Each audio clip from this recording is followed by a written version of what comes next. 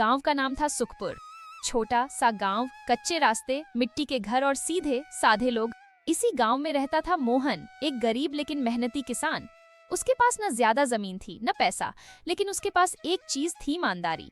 मोहन रोज सुबह सूरज निकलने से पहले खेत पर चला जाता, दिन भर मेहनत करता और शाम को थका हारा घर लौटता। उसकी पत्नी सीता और छोटा बेटा गोलू उसी मेहनत से खुश थे। एक दिन मोहन खेत में काम रहा था, तभी उसका हाथ खेत में टकराया। उसने मिट्टी हटाई तो देखा एक पुराना लोहे का बक्सा। बक्सा खोलते ही उसकी आंखें फटी रह गईं। अंदर सोने के सिक्के और गहने भरे थे।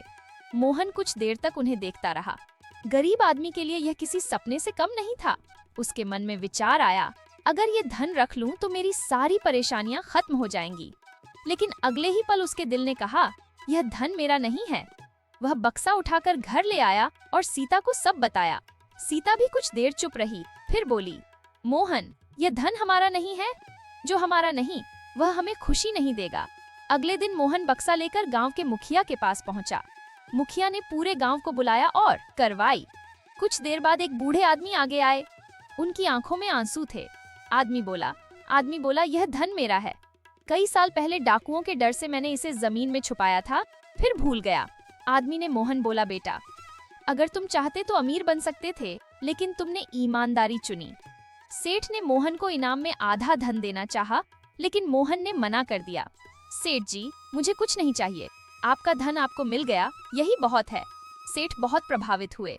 उन्होंने चुपचाप मोहन के बेटे गोलू की पढ़ाई की जिम्मेदारी ले ली। समय बीतता गया। गोलू पढ़ लिख कर बड़ा अधिकारी बना। उसने गांव के लिए स्कूल, अस्पताल और सड़क बनवाई।